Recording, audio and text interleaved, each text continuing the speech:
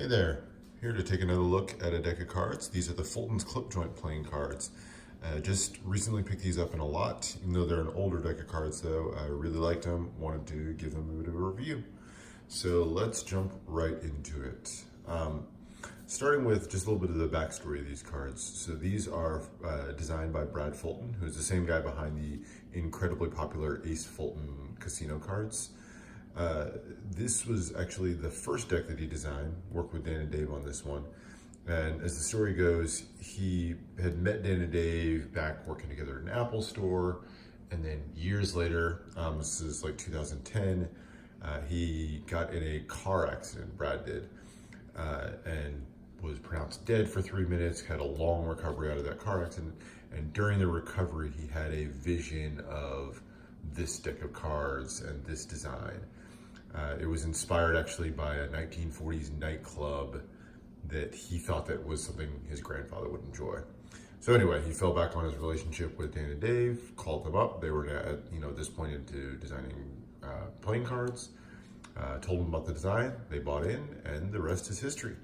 So let's take a look at the deck. Starting with the tuck case itself, it is this matte gray finish all the way around. Very smooth, kind of velvety finish here. I like this a lot. It is, in hand a little bit like a dirty chalkboard kind of color to it. Very cool, aged, faded, kind of film noir sort of look to it. Very cool.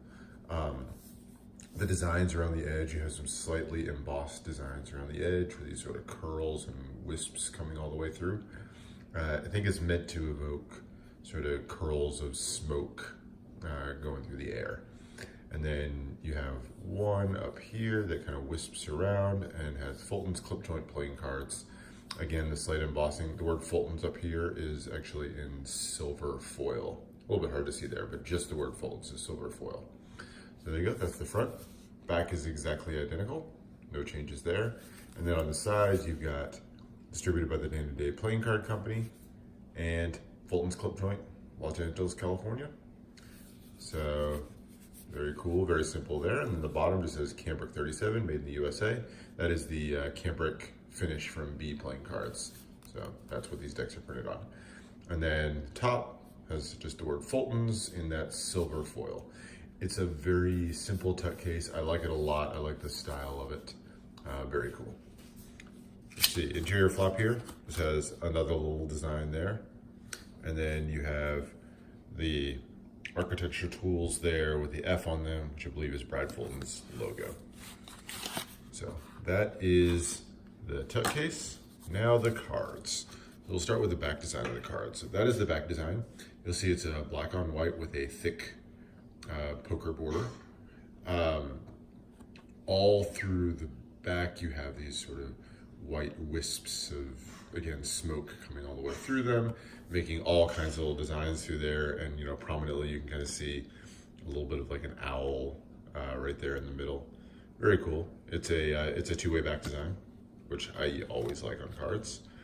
And usually not a fan of the thicker white borders, but I think it really works here, especially with them going for that sort of retro 1940s vibe to the deck. One thing to say about all of Brad Fulton's designs is he sticks with a theme in every single detail of the deck, and I think even down to choosing the thicker borders, just a good call on this one. So there you go. That is the back of the cards. Let's jump to the fronts. Start with extra cards. So there's your two identical jokers. Again, those same scroll work designs coming all the way through. Very simple, black and white. No words on them, nothing. And these are forming a little cat there. So there you go. Again, same thing on both sides. The two-way design there. The other two cards. So first off, you get your credits there. So designed by Brad Fulton, produced by Dan and Dave, illustrated by Dan Phillips. There you go. Very simple card there. That one just has a regular back. And then the other one, so one side of the card has this little intro to Fulton's Clip Joint in Los Angeles, 1946. And as you read through this, I think it immediately sort of sets the mood for the deck. It's got a lot of like gangster, like think Dick Tracy sort of slang going all the way through there, like broad, sit and sip, gents, go for the grift, be square, Jack, be square. So kind of a cool use of the lingo there all the way through, and then just Fulton's Clip Joint at the bottom. There you go. And then the other side has the rules of the bar, and again, really heavy use of that 40s slang all the way through there. You know, no greasers allowed, or tip the dolls, or take it on the heel and toe. So, very cool. I like this card. You know, in the theme of the deck overall. I think it really, small thing, but really adds to the overall. Let's look at the actual deck. So here's your Ace of Spades. Again, that same scroll work, very consistent all the way through, all the way from the back to the jokers to all the cards here. So that scroll work for the big fancy ace there. Regular old pips or indices in the corner. And then as you go through, my favorite feature of the cards, every single one of these has a single one of the pips that is that scrolly design, and then the rest of them are standard. So like there, you'll see the 1 on the 3 and the 4. I like that they're not done in a symmetrical fashion, so I like that it's just a random pip on each one. I think it just adds some kind of interesting balance to the card overall, or imbalance, I guess. So there you go. Court cards are fairly standard, just a slight recoloring. So you got the silver, red, and black there. So there you go. Nice court cards, nothing too special about those.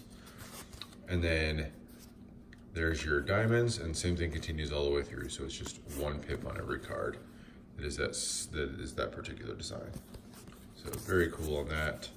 There's your red court cards, exactly like the black. And then there's your clubs, and then you, again, fancy clubs here. So the pips in the middle are pretty standard. They're slightly oversized, I think, so they're a little bit on the larger side. And then the indices in the corner are pretty regular.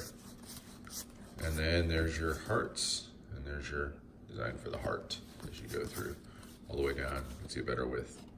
There it is on the ace. So that is the deck. As far as handling, they handle well. They fan nicely. I'm not sure they necessarily look great in fans just because of that thick border, but they do fan nicely. They're nice, soft cards. Feel good in the hand.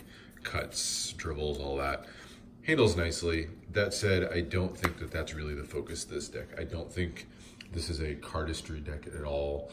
I think this is, you could use this for Magic, although I think where this really shines is really just as a game deck. I think just using these, for your poker night, I think they're an outstanding deck for that.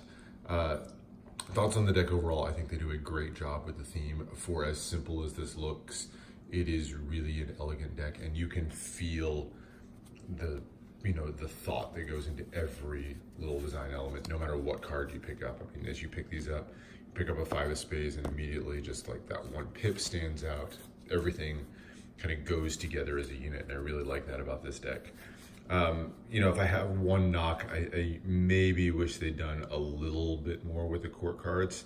I like they didn't do too much with them, but I think really just sitting with like straight standard is the one thing that maybe stands out as not quite as thought through as the rest of the deck. But that's just my opinion. All in all, this was a deck, I picked up in a larger lot. You'll probably see some of the other decks I got in that lot of older cards. And this was actually just kind of a throw-in in my mind as, there were a couple other decks I was looking forward to more. The more that I've used and handled these cards, the more I like them. I think the simplicity, the thought, the story that goes with this deck, I think is outstanding. So really a lot of appreciation for this deck. So go check it out.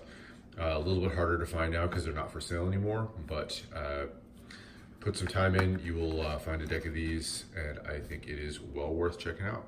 So that's it for this one. Thanks for watching, and if there's anything else you're interested in, just let me know in the comments. Otherwise, I will see you for the next one.